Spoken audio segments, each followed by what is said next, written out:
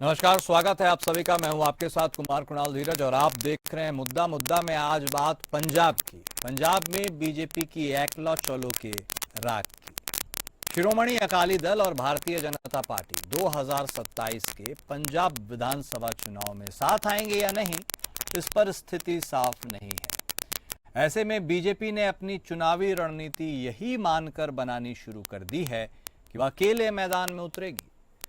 ऐसे में 2027 में अकेले चुनाव लड़ने की तैयारी में भारतीय जनता पार्टी जुट गई है।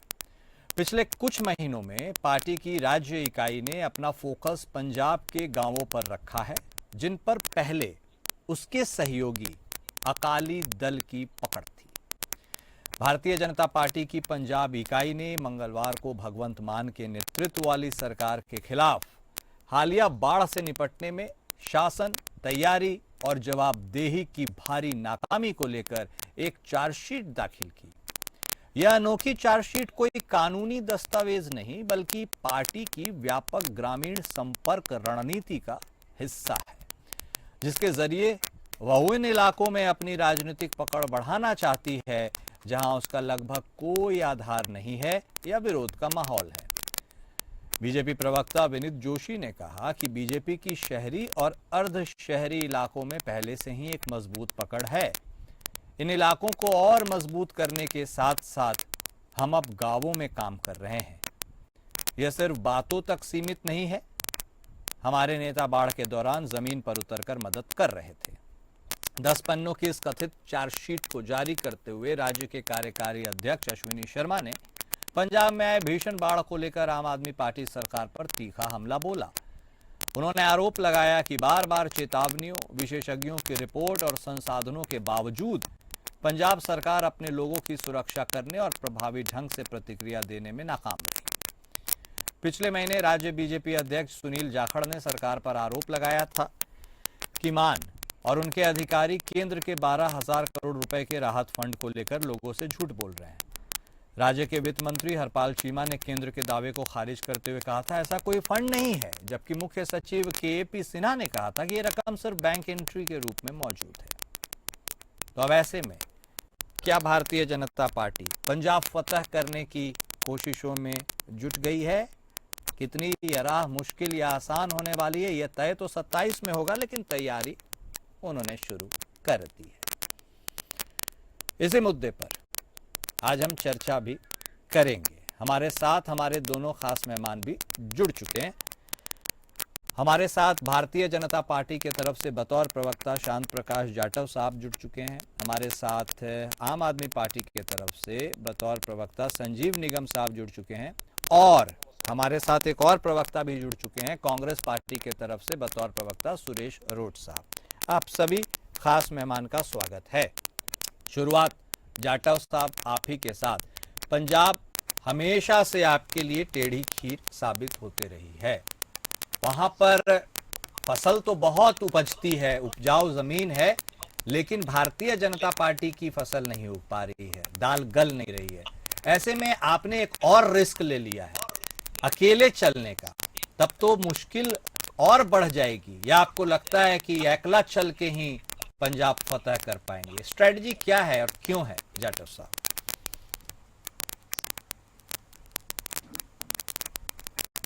सर अनम्यूट कर लीजिए, जाटव साहब अनम्यूट कर लीजिए सर।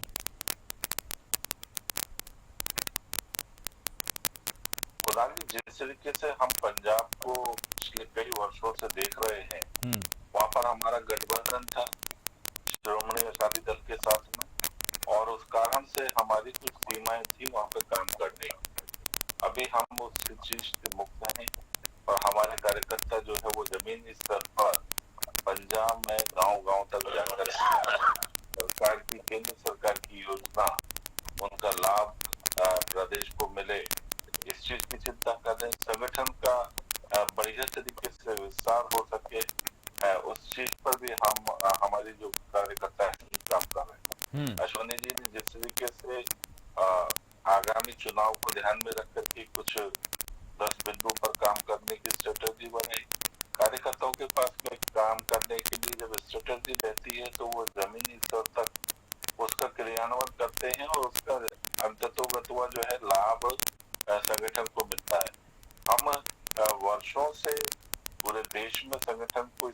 सरकार से जमीनी स्तर तक पहुंच करके व्यक्तिगत रूप से लोगों से मिल करके साझा जो चर्चा करके काम करते हैं। वाकई पंजाब जो है काम करने के लिए हमारे पास में एक तरीके से एक ब्लैंक स्टेट के रूप में आया, मगर अब वो चीज नहीं है। हम वहाँ पे बेहतर काम संगठन को पुष्ट करने के लिए कर पा रहे हैं। आने वाले दिनों में जो प्रदेश सरकार की जो कारगुजारियां हैं, जिसका लाभ जनता को नहीं मिल रहा है, वहाँ पर जो भी कमियां हैं उन सब चीजों पर जनता के बीच में चर्चा करके मजबूत स्थिति बने हमारी पार्टी की और हमारे कार्यकर्ता जो काम कर रहे हैं उनको उसका लाभ मिले। हम अकेले चल करके अकेले चुनाव लड़ेंगे, सीधे सीधे जो है वहाँ की व्यवस्थाओं के खिलाफ जो अव्यवस्थित है जनता।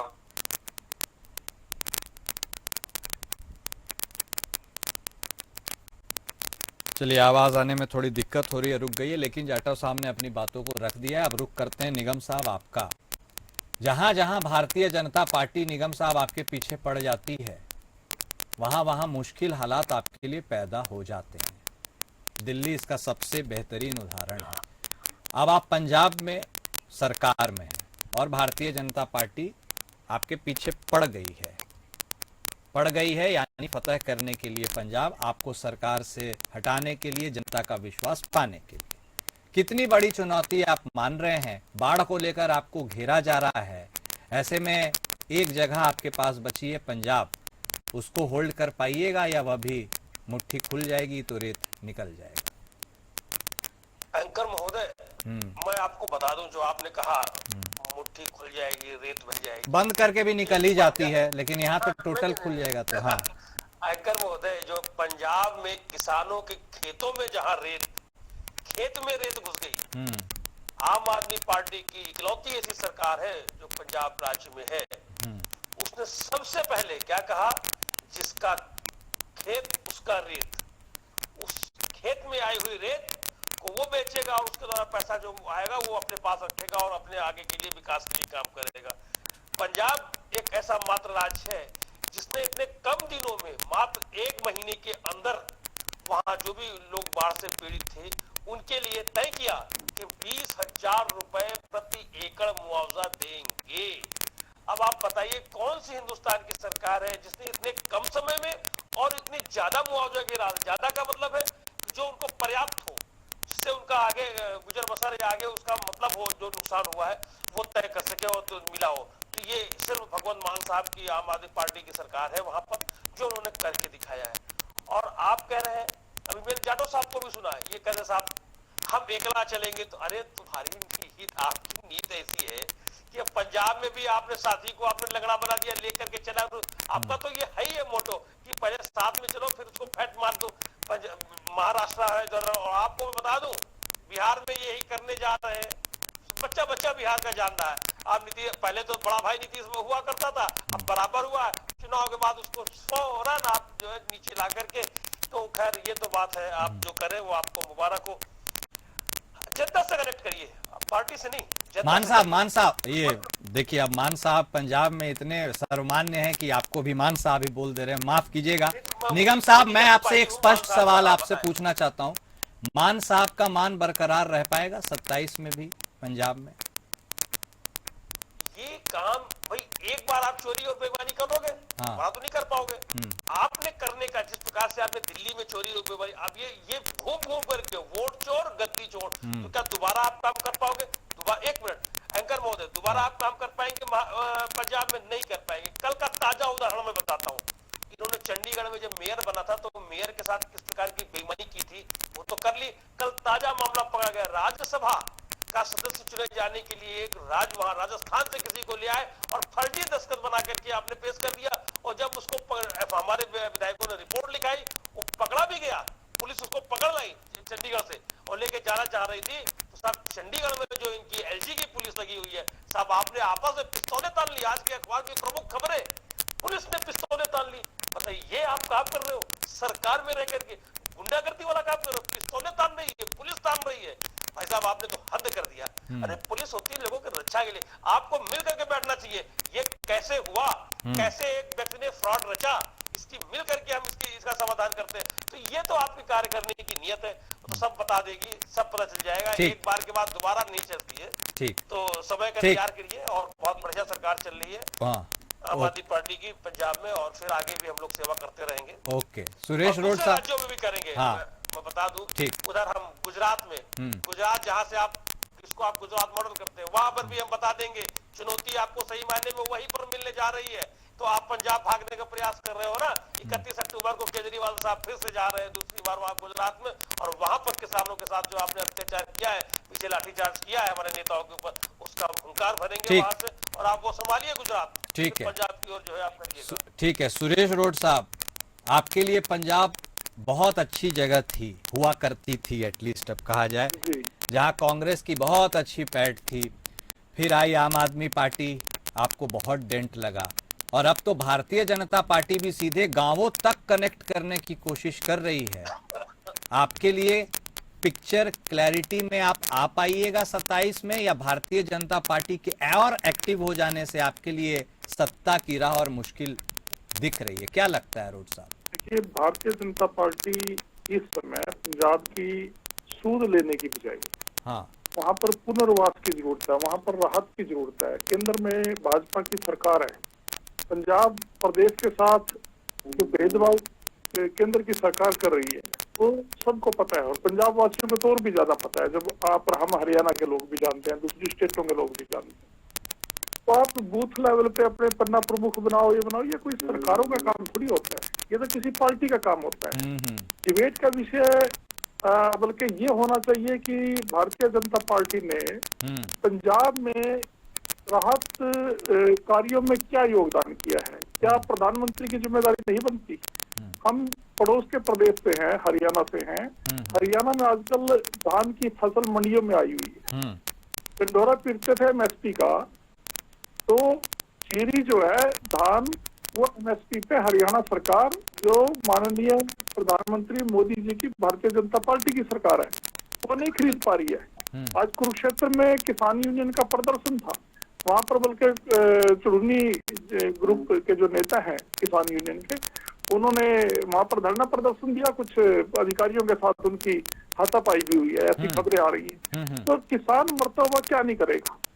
आपने 750 किसानों को बॉर्डर के ऊपर मरने को मजबूर कर दिया। पंजाब के लोग भूल गए ये बात। आपने वहां पर बिजली काटी, ठंडी बौछारों से लोगों को लहूलुहान किया, निहत्थे बुजुर्ग लोगों के ऊपर आपने लाठीचार्ज किया। पीपली में सितंबर 2020 की बात है, खट्टर साहब मुख्यमंत्री होते थे, जो मनोहर लाल जी के बाल सका है। तो आप पन्ना प्रमुख बनाओ, आप तो लोगों से घूमने निकलने से कोई लोगों का सरोकार नहीं है ना। लेकिन रोड साहब राम मंदिर का शिलान्यास राजीव गांधी जी ने कराया, लेकिन पूरे देश में रथ यात्रा निकाल के चंदा इकट्ठा भारतीय जनता पार्टी के नेता कर गए, वोट ये मांगते रहे राम में। ये तो आपके घर में दुख सुख है, उसका आयोजन ये पड़ोस के घर में कर लेते हैं, ऐसे लोग हैं। इस तरीके की प्रवृत्ति है इनकी कि जहाँ ये एक अंश भी इनका सहयोग में नहीं है, उसके लिए ये उत्सव मनाते हैं। देखिएगा मनरेगा स्कीम के बारे में खुद मोदी जी ने क्या बोला था लोकसभा में, कि ये कांग्रेस के खोदे हुए गड्ढे हैं। अगले लोकसभा सेशन में कहने लगा कि मनरेगा के बिना काम नहीं चलता, हम इसको लागू करेंगे। जीएसटी के बारे में क्या कहा था? 9 साल तक जीएसटी के फायदे गिनाते रहे। राहुल गांधी जी ने कहा था कि गब्बर टैक्स जो है अपना उल्टा लेना पड़ेगा, आज प्रधानमंत्री उसके हटाने के फायदे गिना रहे। यानी कहीं तो आपकी जुबान की कीमत होनी चाहिए। किसानों के लिए आपने वादा किया कि हम आप एमएसपी देंगे, आप पे विश्वास करके, विश्वास नरेंद्र मोदी पे नहीं किया, विश्वास हिंदुस्तान के प्रधानमंत्री की कुर्सी पे बैठे हुए व्यक्ति से किया था किसानों ने। ठीक है। और उसके बाद क्या किया आपने? वादा खिलाफी कर दी। लेकिन रोड साहब एक सवाल तो बनता है। आप देखिए कृषि एक मिनट रोड साहब, कृषि कानूनों का क्या हश्र हुआ सबने देखा, सिंघू बॉर्डर पर क्या कुछ हुआ सबने देखा। बिल्कुल। लेकिन एक वक्त वह भी पंजाब ने देखा जब भारतीय जनता पार्टी के लोगों को गांव से भगा भी दिया जाता था। लेकिन अब तो वह खुद कह रहे हैं कि लोग उनको बुला बुला कर चौपाल लगा रहे हैं, स्वागत कर रहे हैं, उनके अभियान में शामिल हो रहे हैं। मैं इस बात को भी स्पष्ट कर देता हूँ, भारतीय जनता पार्टी जिस सहयोगी दल के साथ आगे बढ़ती है उसको खत्म करती है। हरियाणा में उन्होंने जिसको लठ दल कहते थे INLD को खत्म कर दिया। आप मेरे से ज्यादा जानते हैं। जी बोलिए। चाचा, भतीजा, दादा, पोता, पता नहीं 4 यूनिट बना दी उनकी, ठीक है जी। रणजीत सिंह जी को मंत्री भी बना दिया था याद होते हुए। दूसरी बात, इन्होंने हरियाणा में जैसे चौटाला को खत्म किया, उसी तरीके से अकाली दल को पंजाब में खत्म कर चुके हैं। वो अब सिर्फ जैसे INLD का हरियाणा में ये वोट कटवा पार्टी के तौर पे इस्तेमाल करती है भारतीय जनता पार्टी, इसी तरीके से अकाली दल का आगामी चुनाव में कांग्रेस पार्टी की वोट काटने में इस्तेमाल करेंगे लोग। ठीक है जाटव साहब, देखिए पुराने अनुभव बहुत कड़वे हैं भारतीय जनता पार्टी के पंजाब में। आप इतने एस्पिरेशनल कैसे हो गए? कॉन्फिडेंस की क्या वजह हो गई जो आपको लगता है कि आप पंजाब में भी मैदान मार लेंगे? हमारा काम पूरे देश में, हम जिस तरीके से डेवलपमेंट का काम कर रहे हैं, एक मोदी जी के नेतृत्व में पूरे देश में जिस तरीके से काम चल रहा है, केवल देश में ही नहीं बल्कि विदेश जो नीति है हमारी और पड़ोसी मुल्कों के साथ में अभी जैसे ऑपरेशन सिंदूर को हमने अंजाम दिया, ये सब चीजें जो हैं वो हमें बल देती है। लेकिन जाटव साहब आप आरोप लगा रहे हैं, एक मिनट सर माफ कीजिएगा, आपको टोक रहा हूं, आप आरोप लगा रहे हैं बाढ़ को लेकर, सरकार को घेर रहे हैं। बिहार में भी आप ही की गठबंधन की सरकार है, क्या वहां बाढ़ नहीं आई? और तो और उत्तर प्रदेश में देखिए बाढ़ तो प्रयागराज, लखनऊ कहां नहीं पहुंचा गंगा का पानी, तो वहां पर आप खुद नहीं घिरते? पंजाब में आप सरकार को घेर रहे हैं बाढ़ को लेकर। बाढ़ तो अब त्रासदी बन गई है हिंदुस्तान के लिए। देखिए जिस तरीके से ये जो विपदा आती है, देखिए जो विपदा है देश में कहीं भी और कभी भी आती है, मगर उनसे किस प्रकार से निपट रहे हैं, आगे सरकारें किस प्रकार से निपट रही हैं, जनता को किस प्रकार सहूलियत दी जा रही है, उस सब चीजों को ध्यान में रखने की आवश्यकता है। आम आदमी पार्टी वर्तमान में जिस तरीके से वहाँ पर शासन कर रही है, इसकी रीति नीति तो किसी भी जनता को कोई सुविधा देने के लिए, लोट मचाने की। लेकिन जाटव साहब आप कहते हैं, आपके बीजेपी के अध्यक्ष कहते हैं हमने 12,000 करोड़ रुपए दिए, वहां के वित्त मंत्री कहते हैं नहीं दिए, वहां के सचिव कहते हैं केवल एक बैंक एंट्री है। लोग कैसे समझे आपने दिए नहीं दिए, उन्होंने लिए नहीं लिए, कैसे पारदर्शिता आएगी? मैं वही तो कह रहा हूँ ना कि मुकरने की आदत आम आदमी पार्टी की है, और जिस तरीके से लेकर के मुकरना, खा करके मुकरना। दिल्ली की हालत आपने देखी ना क्या कर दी, और वही हालत ये जो है ना, केजरीवाल जी वहीं बैठे हुए हैं और पूरी तरीके से लेना भी है ठीक, मगर जनता को देना नहीं। क्योंकि ये पूरी तरीके से चुनाव लड़ने के लिए जनता के पैसे जो यहाँ से जा रहे हैं उसी का दुरुपयोग कर रहे हैं, और ये साबित भी हुआ है, पहले भी साबित हुआ, तभी तो दिल्ली की जनता ने उखाड़ करके फेंका। निगम साहब जो नदी के साफ नहीं कर पाए, आज वहाँ पर कितनी बड़ी व्यवस्था बनी हुई है। ओके निगम साहब, ये असमंजस की स्थिति है, 12,000 करोड़ दिए, आपको नहीं मिले, लिए दिए, वो कह रहे हैं यही आपकी मंशा, आप कहना नहीं चाहते हैं। कैसे लोगों को यकीन हो, समझ आए कि भाई दिए तब मिले या दे दिए फिर भी नहीं मिले, क्या कहानी आप बताइए।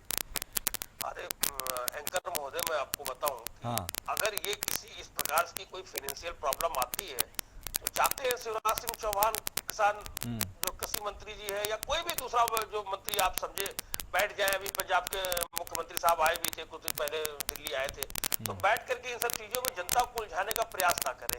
इनका काम है सिर्फ ये उलझाते हैं। मैंने एक अभी उदाहरण के रूप में आपको दिया, ये वोट चोरी ही नहीं करते, वो तो सीट चोरी भी करते हैं। राज्यसभा की सीट कैसे चोरी की जाती वो भी करते, ताजा प्रमाण के साथ हमने आपको बता दिया, उसी बात को रिपीट करने कोई मतलब नहीं।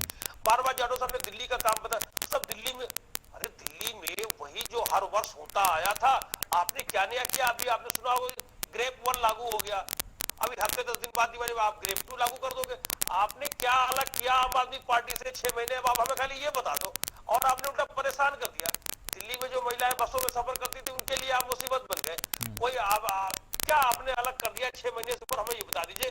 कुछ नहीं किया। आपका जो नियत है, जो काम करने का जो तौर तरीका है, वो लोगों ने जान लिया है, और वो बिहार के नतीजों से आप बताइए। अभी जो चुनावी प्रक्रिया तो चलती रहेगी, जो अदालती प्रक्रिया होती है ना, वो तो अदालत जानेगी, लेकिन वो कितनी फास्ट और स्लो होती है, क्रमोड़। अभी जब देखिए कितनी तेज हो गई है, कैसे बुलाया जाता है, वो तो कहेंगे सब अदालत बुलाती है, ठीक है अदालत ही बुलाती है। अब आप बताइए दिल्ली के चुनाव खत्म होने के बाद 6 महीने हो गया, कहाँ केजरीवाल साहब मनीष सिसोदिया को कहीं अखबार टीवी में आपने सुना? पहले तो आए दिन every week every second day third day सब यहाँ से बुलावा आ रहा, हाई कोर्ट से ये कोर्ट, ये सीबीआई, वो ईडी, बताइए 6 महीने हो गया। तो निगम साहब आपने ये बात बोल दी है, तो बहुत सारे पंजाब के लोग दिल्ली में रहते हैं, तो यदि आपको जैसा लग रहा है वैसा यहाँ के लोग को भी लग रहा है, तो दिल्ली से फीडबैक पंजाब जाएगा, तो फिर 27 में आप बुलंद हैं, क्या लग रहा है? देखिए ऐसा है, एक बारी तो इन्होंने हेरा फेरी कर ली, अब वो पिक्चर नहीं है कि हेरा फेरी 2 भी बनेगी, हेरा फेरी 3 भी बनेगी, हेरा फेरी बस एक आपने कर लिया। अब नहीं, दिल्ली से पंजाब में जीतेंगे और साथ में गुजरात भी जीतेंगे। जाटो साहब अब आप गुजरात संभालिए, पाकिस्तान भी जाके जीतेंगे, पाकिस्तान भी जीतेंगे, बांग्लादेश भी जीतेंगे, आप गुजरात संभालिए। नहीं, पाकिस्तान जीतने का जिम्मा आपको दे रखा है जाटव साहब हंसने वाली बात नहीं जाटो साहब, इस बार जो मुकाबला होगा अब आप कहीं नहीं, धोखा एक ही बार होता है, जो आपने करना था वो आपने कर लिया, आप तो सामने आ गया चुनाव आयोग। ठीक, समझ गई, अब दोबारा धोखे में नहीं आएगी। जाटव साहब आप भी चुटकी ले रहे हैं, ले ही लीजिए सर, बता दीजिए प्लीज कंक्लूड। जाटव साहब को पूरा अधिकार है कुछ करे, किस तरीके से कैसे ये लोग बुलाते हैं, अभी सब चुनावों में दिल्ली बिहार में सब सामने आ जाएगा। आप तो कार्य करने की शैली बदले लोगों के लिए, पहले सीटों का पेच तो सुलझ जाए। वही उनको जेल में भिजवाना चाहते हैं, चलिए ठीक, भिजवाना क्या, जेल तो वो होगा, जेल क्या, चलिए से कोई डरते हैं क्या? उसका एक ओके सर, चलिए ओके, फंसा करके उसको उलझा करके उसको मत रखिए, चलिए अब मत करिए कि हम 10 साल खींचेंगे। ठीक है, तो बोलते हैं ना शाह साहब कि अब तो 27 के बाद 3 साल में जो है न्याय मिलेगा। पंजाब के लोग अब क्या चाहते हैं ये पंजाब के लोग ही बताएंगे। वक्त इतने की इजाजत देता है, बहुत शुक्रिया आप सभी खास मेहमान का हमारे साथ जुड़ने के लिए और इस चर्चा में शामिल होने के लिए। मुद्दा में अभी के लिए बस इतना ही, नमस्कार।